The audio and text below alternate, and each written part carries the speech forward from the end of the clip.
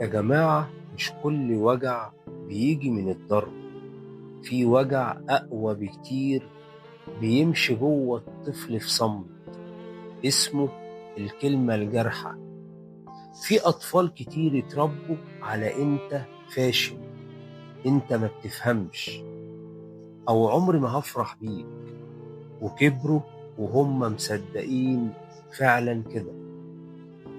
أول حاجة، لما تقول لابنك أنت غبي كل مرة بيغلط، هو مش بيتعلم الصح، هو بيتعلم إنه غبي، وبيبدأ يصدقها لدرجة إنه لما يكبر يبطل يحاول أصلا، يبطل إنه يحلم.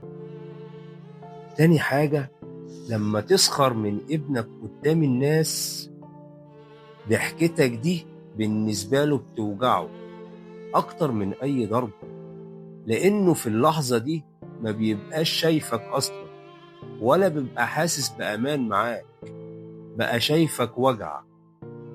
تالت حاجة، في كلمة بسيطة ممكن تغير كل حاجة.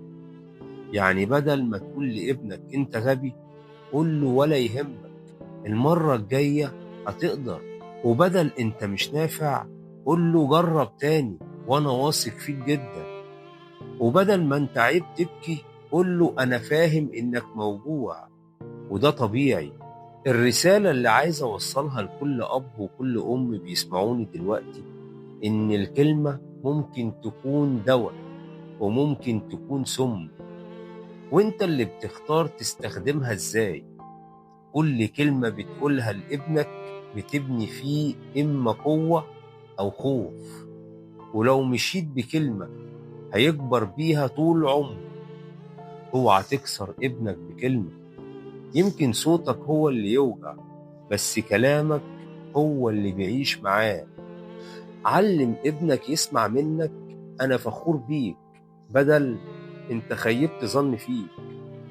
خلي بيتك مكان سماع طيب، مش مكان صدى للأوجاع. لو الحلقة دي لمستك بجد، اعمل لايك وشير واشترك في القناة علشان تكمل معانا سلسلة اسمها تربية بوعي، سلسلة هدفها إنها بتبني جيل قوي وسليم مش مكسور.